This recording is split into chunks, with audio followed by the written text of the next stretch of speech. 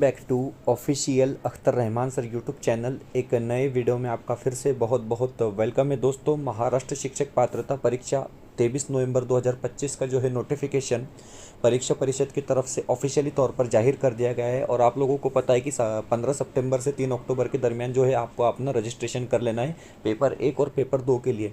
तो दोस्तों इसकी तैयारी जो है यहाँ से आपको हम बताएंगे कि 68 दिन आपको बाकी है। और हिंदी के लिए स्पेशल जो है हमारे चैनल के माध्यम से आपको विशेष वीडियो जो है प्रोवाइड किए जाते हैं दोस्तों। तो बने रहिए हमारे चैनल के साथ।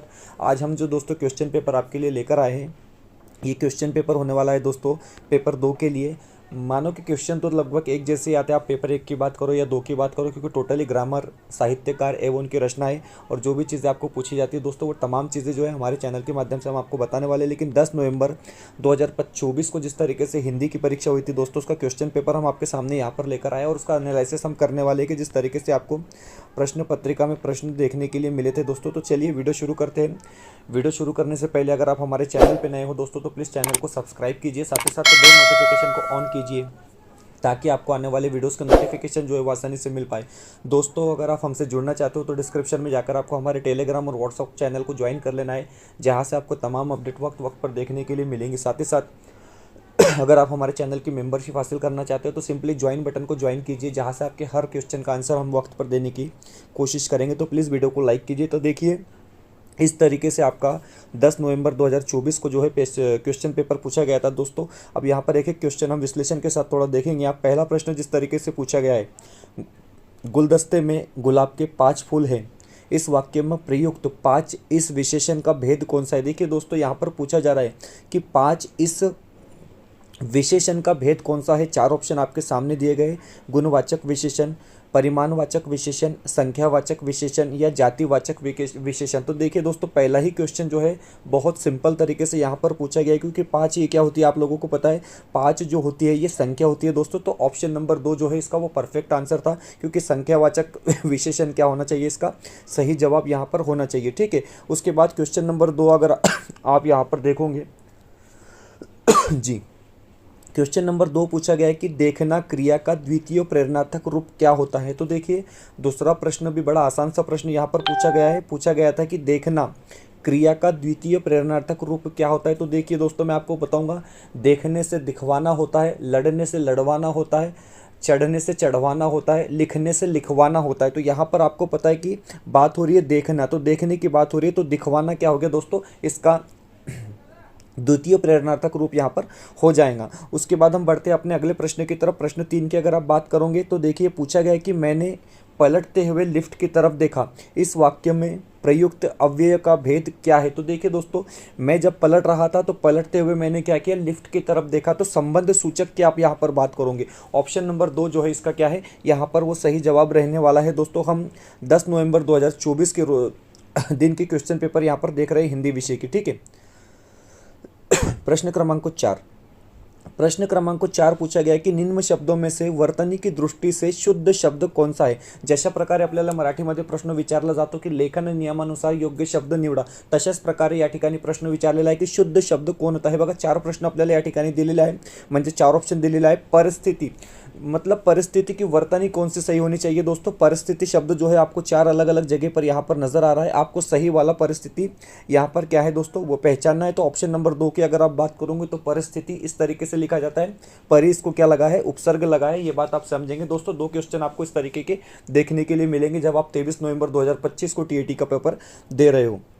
प्रश्न क्रमांक 5 पूछा गया कि तीर शब्द का सही भिन्नार्थक शब्द की जोड़ी कौन सी। अब देखिए दोस्तों तीर शब्द के 2 मायने होते हैं, तीर शब्द के 2 मतलब होते हैं। अब पहला मतलब आपको पता है कि बाण होता है, डेफिनेटली बाण होता है, यहाँ पर भी बाण आपको नजर आ रहा है। लेकिन दोस्तों दूसरा अर्थ होता है किनारा। जी हाँ, नदी का किनारा, समुद्र का किनारा, किसी भी चीज़ का किनारा, उसका मतलब भी तीर होता है दोस्तों, नदी का तीर बोलेंगे ना आप। तो इस तरीके से बाण और किनारा क्या है इसका वो सही जवाब हो जाएगा, क्योंकि एक ही शब्द के 2 अलग अलग मीनिंग्स यहाँ पर निकल रहे हैं, ये आपने समझना है दोस्तों। ठीक है, उसके बाद नेक्स्ट क्वेश्चन यहाँ पर पूछा गया था कि निम्न शब्दों में से कृदंत शब्द कौन सा है। देखिए कृदंत शब्द यहाँ पर क्या है, संस्कृत के प्रत्यय लगाकर दोस्तों बनाया जाता है, उसको हम कृदंत शब्द कहते हैं। तो यहाँ पर लड़ाई जो है वो कृदंत शब्द में आ जाएगा दोस्तों, ई प्रत्यय से ये क्या है बना है। ठीक है,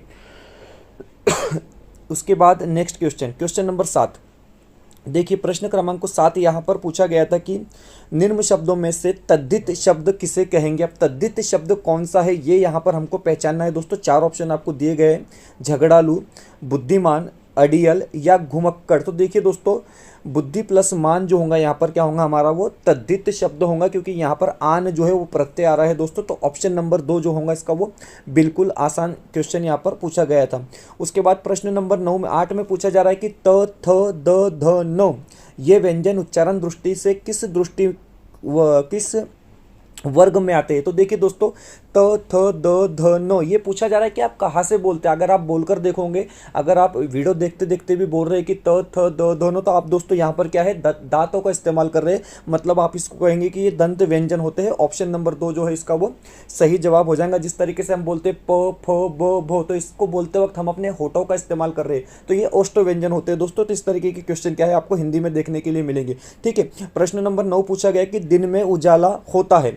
अब देखिए वाक्य क्या है, इस वाक्य के निषेधार्थक वाक्य निम्न में से क्या होगा। अब निषेधार्थक वाक्य जब भी आप लिखोगे दोस्तों तो उसमें नहीं का इस्तेमाल होगा, नहीं का इस्तेमाल होगा। अब देखिए, दिन में उजाला नहीं होता, इसका अगर निषेधार्थक वाक्य बताने की बात हो रही है दोस्तों, तो दिन में अंधेरा नहीं होता। इस तरीके से क्या है, इसका निषेधार्थक वाक्य आप बना सकते हैं। ठीक है, उसके बाद अगला जो प्रश्न पूछा गया था दोस्तों वो इस तरीके से है कि विनय पत्रिका के रचनाकार कौन है। बड़ा आसान सा, बड़ा सिंपल सा प्रश्न पूछा गया था दोस्तों। इसको कई बार हमने हमारे चैनल के माध्यम से भी आपको कराया। तो तुलसीदास जी क्या होगा इसका वो सही जवाब यहाँ पर रहने वाला है दोस्तों। हम बढ़ते हैं अगले प्रश्न की तरफ।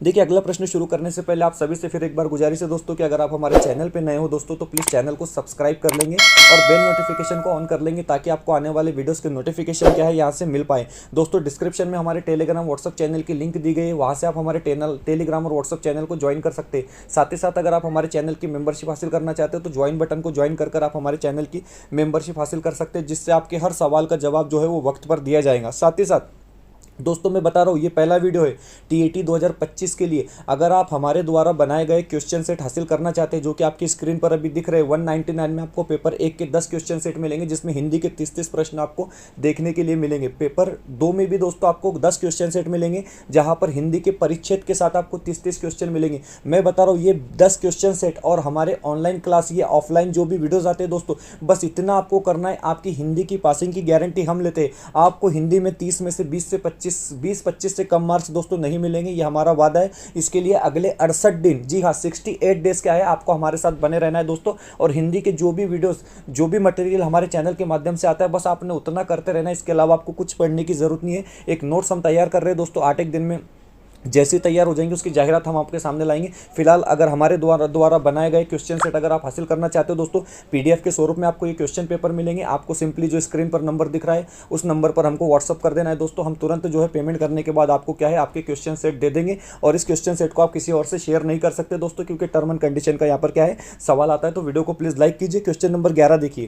क्वेश्चन नंबर 11 पूछा जा रहा है कि प्रश्न क्रमांक 11, हास्य व्यंग लेखक के रूप में किस रचनाकार का नाम प्रसिद्ध है। तो देखिए हरिशंकर परसाई जी इसका सही जवाब है। इनका जो हास्य व्यंग लेखक के रूप में इनको जाना जाता है, हरिशंकर परसाई जी को। ठीक है, क्वेश्चन नंबर 12। आप देखिए क्वेश्चन नंबर 12 में पूछा गया था कि निम्न में से कौन सा शब्द तत्सम है। देखिए दोस्तों, तत्सम शब्द वो होते हैं जो संस्कृत के शब्द होते हैं, जिनका जैसे के वैसे इस्तेमाल हिंदी भाषा में किया जाता है, उसको हम तत्सम कहते हैं। थोड़े से शुद्ध प्रकार के ये शब्द महसूस होते हैं दोस्तों। अब खिड़की, कहीं से भी आपको तत्सम शब्द नहीं लग रहा है। अखबार, सीधे सीधे अरबी फारसी का शब्द यहाँ पर लग रहा है आपको। स्टेशन, इंग्लिश शब्द है। मतलब ध्रुत जो है दोस्तों वो सीधे सीधे तत्सम शब्द हो जाता है। और ध्रुत जैसे ही शुद्ध शब्द जो है, शाकाहारी शब्द ये लगते हैं दोस्तों, ये बिल्कुल तत्सम शब्दों के जैसे ही होते हैं। तो इस तरीके से इसका जवाब हो जाएगा। उसके बाद निराला जी की कविता पूछी गई थी।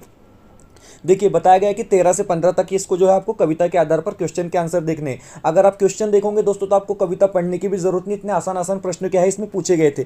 देखिए हम सीधे सीधे जो है क्वेश्चन की तरफ आते हैं। जो क्वेश्चन कविता के आधार पर पूछे गए 13, 14, 15 जो है आपको कविता के आधार पर प्रश्न के जवाब देने थे। बताया गया है कि कविता में प्रयुक्त अंबर शब्द का सही अर्थ क्या है। अब मानो कि एक तरीके से अंबर शब्द का हमको क्या बताना है, समानार्थी शब्द बताना है। तो अंबर का मतलब तो आसमानी होता है, आकाशी होता है जी। रास्ता तो कहीं से नहीं होगा, हवा का मतलब ही नहीं आता है, पानी का जिक्र ही नहीं होता है, तो आकाश क्या हो जाएगा, सीधे सीधे इसका जवाब हो जाएगा। कई बार क्या होता है परिच्छेद को देखने की जरूरत भी नहीं पड़ती, इतने आसान आसान सवाल आपको हिंदी भाषा एक में पूछे जाते हैं। मराठी के बच्चे भी हिंदी ले सकते हैं, इंग्लिश के बच्चे भी भाषा एक हिंदी ले सकते हैं, कोई दिक्कत आपको नहीं होगी। पूछा गया था प्रश्न क्रमांक 14 आप देखिए, इस क्वेश्चन को हल करने की ट्रिक किस तरीके से। अभिषेक इस शब्द का सही वर्ण विच्छेद क्या होता है। तो देखिए अभिषेक, अब मतलब आप क्या आ रहा है, आपको लास्ट में जो आ रहा है को आ रहा है, ठीक है ना। मैं सिंपल सी बात आपको बता रहा हूं। तो को किस तरीके से बनता है, को बनता है दोस्तों को प्लस ओ के मेल से। अब देखिए को प्लस ओ के मेल से को बनता है। आप पो बनाओ, आप को बनाओ, आप खो बनाओ, आपको ओ की आवाज उसमें आएंगी, स्वर से ही व्यंजन बनता है। तो यहाँ पर आपको सीधे सीधे तौर पर एक ही जगह पर आपको को प्लस ओ दिख रहा है, मतलब ऑप्शन नंबर 1 क्या हमारा यहाँ पर वो सही जवाब हो जाएगा। ओ, उसके बाद भो, अब भो के बाद विलायंटी कौन सी आ रही है दोस्तों, अभिषेक में पहली आ रही है तो ई आ जाएगा, ठीक है। शो के बाद ए लग रहा है तो शे हो रहा है, और क के बाद अ लग रहा है तो क हो रहा है। तो देखिए दोस्तों, इस तरीके से इसका जवाब आप निकाल सकते हैं। क्वेश्चन पूछा जाएगा, ये वीडियो में आपने जो भी चीज़ें बताई गई है वो बड़ी ध्यान से देखना है। प्रश्न क्रमांक 15 पूछा जा रहा है कि कविता में किस समय का जिक्र हो रहा है, मतलब कविता में कब की बात हो रही है। सायंकाल, बरोबर। ऑप्शन नंबर 4 जो है वो हमारा यहाँ पर क्या है, वो राइट आंसर रहने वाला है दोस्तों। उसके बाद एक परिच्छेद पूछा गया था। अब देखिए हमने कविता के आधार पर जो है 3 क्वेश्चन के आधार जवाब दे दिए, 16, 17, 18, 19। इस तरीके से 4 क्वेश्चन के आंसर क्या है, आपको परिच्छेद के आधार पर, उतारे के आधार पर यहाँ पर देणे। एक पॅसेज आपल्याला या ठिकाणी विचारला जाणार आहे आणि पॅसेजच्या आधारावर, उतार्याच्या आधारावर आपल्याला 4 प्रश्नाचे उत्तर त्या ठिकाणी द्यायचे, हिंदी असो किंवा मराठी असो, प्रश्न प्रकार म्हणजे सेमच असतो मित्रांनो। तो देखिए यहाँ पर आपको प्रश्न पूछे गए थे। अब मैं बता रहा हूँ, इसके लिए भी शायद आपको नाखून भी दिख रहा है, इसके लिए शायद आपको भी पैसेज पढ़ने की जरूरत नहीं, क्योंकि क्या पूछा है, व्याकरण नहीं पूछा गया है। राष्ट्रीय शब्द में लगा हुआ प्रत्यय किन निम्न में से कौन सा होता है। अब देखिए प्रत्यय क्या होता है और उपसर्ग क्या होता है, सीधी सीधी हम अपनी भाषा में जो है दोस्तों समझेंगे।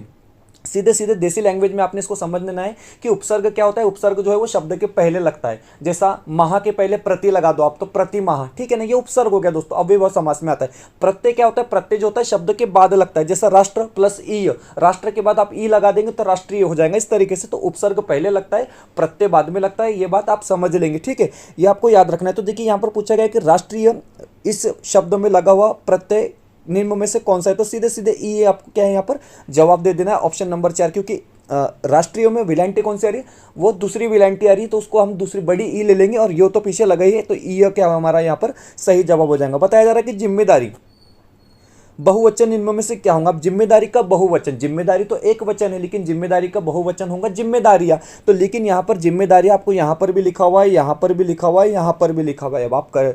अब प्रॉब्लम क्या है दोस्तों कि यहाँ पर सही कौन सा है वो हमको पहचानना है। तो देखिए जिम्मेदारियां जो हो जाएगा दोस्तों, वो यहाँ पर सही जो आपको लिखा है वो हो जाएगा ऑप्शन नंबर, देखिए यहाँ तो बुरी तरीके से गलत ही लिखा हुआ है, जिम्मेदारियाँ यहाँ पे गलत लिखा हुआ है। ऑप्शन 1 और 2 में आपको कंफ्यूजन है दोस्तों। लेकिन अक्सर क्या होता है कि जब हिंदी की हम बात कर रहे हो तो यहाँ पर छोटी जो विलायंटी होती है, पहली जो विलायंटी होती है, वो मैक्सिमम टाइम जो है दोस्तों जवाब होता है। तो जिम्मेदारियाँ जो है हमारा वो ऑप्शन नंबर 2 यहाँ पर क्या है, सीधे सीधे जवाब हो जाएगा। इतने आसान आसान प्रश्न क्या है आपको 10 नवंबर 2024 की परीक्षा में देखने के लिए मिले थे। अब देखिए परिच्छेद में, मतलब हम उतारे के क्वेश्चन के आंसर देख रहे हैं दोस्तों, 16 से लेकर 19 तक पूछा गया कि लाभ शब्द का विलोमार्थक शब्द निम्न में से क्या है। अब लाभ का सीधा सीधा अर्थ होता है फायदा। लाभ म्हणजे काय, तर लाभ म्हणजे फायदा। पूछा जा रहा है कि फायदे का विरुद्धार्थी शब्द क्या है या लाभ का विरुद्धार्थी शब्द क्या है, क्योंकि विलोमार्थक शब्द ही क्या होता है दोस्तों, विरुद्धार्थी शब्द होता है, मतलब अपोजिट वर्ड होता है। अब फायदा हो रहा है तो नुकसान होगा दोस्तों, सीधी सीधी सी बात है, इसका अपोजिट वर्ड। अब नुकसान का मतलब होता है हानि, मतलब ऑप्शन नंबर 3 क्या है हमारा, वो सीधे सीधे यहाँ पर जवाब हो जाएगा। फिर परिच्छेद में सरकार शब्द का लिंग क्या है। अब सरकार शब्द का लिंग पूछा गया है दोस्तों। देखिए स्त्रीलिंग, पुल्लिंग, नपुंसक लिंग, जो भी लिंग के प्रकार होते हैं, लेकिन यहाँ पर पूछा गया सरकार, हमको नहीं पता सरकार शब्द का लिंग क्या है। तो ऐसे वक्त क्या कीजिए दोस्तों, एक वाक्य हमको बनाना है, सरकार पडली। अपन मराठी मध्ये कसं बोलतो, सरकार पडली। जर हिंदी में बोलेंगे हम तो क्या बोलेंगे, सरकार गिर गई। अब गिर गई, आदमी गिरता है क्या, नहीं गिरता है, आदमी गिर गया होगा, लेकिन औरत गिर गई या सरकार गिर गई। तो गिर गई जब जिक्र होता है दोस्तों, तो सीधे सीधे तौर पर ही क्या हो जाएगा, स्त्रीलिंग होगा। क्योंकि अगर सरकार गिर गया इस तरीके से जुमला बोलेंगे तो आप ये जुमला नहीं बन पाता है, वाक्य नहीं बन पाता है, ठीक है। उसके बाद नेक्स्ट क्वेश्चन पूछा गया प्रश्न क्रमांक 20 पूछा गया कि निम्न में से मध्यकालीन कवि कौन से है। तो सीधी सी बात है, मध्यकालीन कवि का जब जिक्र आता है तो कबीर जी का नाम क्या है यहाँ पर आपको देख लेना है। राम नाम मणि दीप धरी जिह दहिरी द्वार, इस पंक्ति में प्रयुक्त अलंकार का नाम क्या है। इस क्वेश्चन में थोड़ा सा हमको संदिग्धता दी दोस्तों, लेकिन ऑफिशियल आंसर की में इसका क्या जवाब बताया, रूपक बताया। थोड़ा सा मुश्किल क्वेश्चन ये हो सकता है, यही क्वेश्चन मुझे जो है सबसे ज़्यादा मुश्किल प्रश्न पत्रिका में लगा था। तो रूपक अलंकार क्या है इसका, वो सही जवाब हो जाएगा। आगे के क्वेश्चन देखिए, अब प्रति महा पूछा गया है, कितना आसान क्वेश्चन है, मैंने बताया आपको पीछे भी। प्रति उपसर्ग से बना है, जब भी उपसर्ग से शब्द बनेगा, उपसर्ग से जब भी शब्द बनेगा दोस्तों, जैसे गैर हाजिर प्रति महा, इस तरीके से ना अप्रीतम, जिस तरीके से जब भी मतलब उपसर्ग से, उपसर्ग क्या होता है पहले, प्रति उपसर्ग से शब्द बनाए तो प्रतिमाह शब्द का समास कौन सा होगा, तो दोस्तों सीधे सीधे जवाब लगा देना है अव्ययीभाव समास। अव्ययीभाव समास में क्या होगा, आपको सीधे सीधे जो है उपसर्ग देखने के लिए मिलेंगे। आप द्विगु समास की बात करते हो तो यहाँ पर संख्या आ जाती है दोस्तों, यहाँ पर क्या होता है संख्या आ जाती है। तो इस तरीके से ये दो तीन चीजें आप याद रखेंगे, ठीक है। उसके बाद पूछा गया कि दोहा में कितने चरण होते, आप एक ही बार पढ़ लीजिए कि दोहा में कितने चरण होते, आपको पता चल जाएगा कि दोहा में टोटल चरण जो होते हैं दोस्तों वो 4 चरण होते हैं। तो 4 क्या होगा हमारा यहाँ पर, वो राइट आंसर रहेगा। अब आगे बढ़ते हैं। पूछा गया है देखिए, अब संधि उसको और उसको विच्छेद करने को लेकर प्रश्न पूछा गया। प्रश्न नंबर 24 की अगर आप बात करोगे, निम्न में से चिकित्सालय शब्द का संधि विच्छेद कौन सा होगा, तोड़ देना है, विच्छेद कर देना मतलब तोड़ देना। मैं सीधे सीधे बोल रहा हूँ कि आपको हमारी भाषा में ही हमने इसको समझ लेना है दोस्तों। तो चिकित्सालय शब्द का जो संधि विच्छेद होगा दोस्तों, चिकित्सा प्लस आलय, मतलब ऑप्शन नंबर 3 क्या है इसका, वो राइट आंसर यहाँ पर रहने वाला है, ठीक है। चलिए बढ़ते अगले सवाल की तरफ। सवाल नंबर 25। तो देखिए सवाल नंबर 25 पूछा गया कि कितना सुंदर भवन बनवाया गया है। जब आप मतलब इसको हम क्या कहेंगे, मराठी में इसको हम कहेंगे जब मतलब एक्चुअली मुझे याद नहीं आ रही चीज़, लेकिन देखिए कितना सुंदर भवन बनवाया गया है, मतलब भावना उत्पन्न हो रही है, फीलिंग उत्पन्न हो रही है। आप ताजमहल के जिक्र आप करते हो, ताजमहल कितना सुंदर है। जब भी भावना उत्पन्न होंगी दोस्तों, जब भी फीलिंग्स उत्पन्न होंगी या जब भी भय उत्पन्न होगा, ये तमाम चीज़ें जो है विस्मय बोधक में आ जाती है। तो सीधे सीधे प्रश्न चिन्ह तो आपको कहीं पर नजर नहीं आ रहा है, पूर्ण विराम लगाने की जरूरत भी नहीं है और अर्धविराम लगाने की जरूरत भी यहाँ पर नहीं होती है दोस्तों। विस्मय बोधक चिन्ह जो है कि हमारा यहाँ पर वो सही जवाब रहने वाला है। बढ़ते हैं अगले सवाल की तरफ। सवाल नंबर 26। सवाल नंबर 26 पूछा गया था, देखिए ये प्रश्न भी कितना आसान है।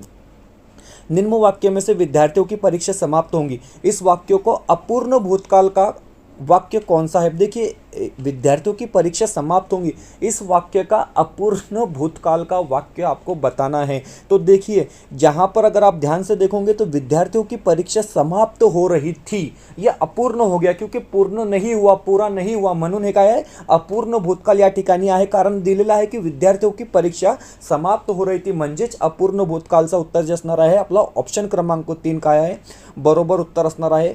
ये देखिए दोस्तों क्वेश्चन नंबर 27 जो है ये फ्री का मार्क्स आपको दिया गया था, ऐसा समझूंगा मैं महाराष्ट्र शिक्षक पात्रता परीक्षा 10 नवंबर 2024 में, क्योंकि खोदा पहाड़ निकली चूहिया हम हमेशा ऐसी आमतौर पर बोल देते, तो वही है खोदा पहाड़ निकली चूहिया, मतलब ऑप्शन नंबर 4 क्या है इसका सीधा सीधा जवाब है। एक तरीके से ये फ्री का मार्क्स आपको वहाँ पर क्या है दिया गया था। अब कहानी विधा का अध्ययन अध्यापन करते हेतु किस अध्यापन पद्धति का प्रयोग करना चाहिए। आप शिक्षक है, डेफिनेटली आप शिक्षक है और आप कहानी पढ़ा रहे हो, तो आप किस अध्ययन अध्यापन पद्धति का इस्तेमाल वहां पर करेंगे, इस तरीके का प्रश्न पूछा गया था दोस्तों। तो देखिए गुड चर्चा में भी एक थोड़ा सा कंफ्यूजन था, व्याख्यान का तो जिक्र ही नहीं होता है, प्रश्नोत्तर की बात ही नहीं होती दोस्तों। तो जवाब हो जाएगा कथा कथन क्या है इसका ऑफिशियल आंसर की में वो राइट आंसर है। प्रश्न क्रमांक 29 या ठिकाणी दिलेला आहे की निम्न संज्ञाओं में से व्यक्तिवाचक संज्ञा कौन सी है। व्यक्तिवाचक, जातिवाचक, आप लोगों को पता है, दो ही चीजें याद रखना है। व्यक्तिवाचक किसी विशिष्ट के लिए बोला जाता है, जातिवाचक पूरी जात का बोध करा रहा है। हाथी क्या होते हैं, हाथी पूरी जाति होती है दोस्तों। गुच्छा, गुच्छा क्या होता है, पूरी जाति का बोध करा रहा है। बचपन, बचपन सभी का होता है, मेरा आपका, लेकिन राकेश किसी विशिष्ट इंसान का नाम होता है, किसी विशिष्ट व्यक्ति का नाम होता है। तो व्यक्तिवाचक संज्ञा, संज्ञा मतलब नॉन नाम, इसको हम कहेंगे दोस्तों। और आखिरी प्रश्न पूछा गया था कि सामने वाले व्यक्ति से बातचीत करने हेतु किस पुरुष प्रकार के सर्वनामों का प्रयोग किया जाता है। मैं अगर आपसे बात कर रहा हूँ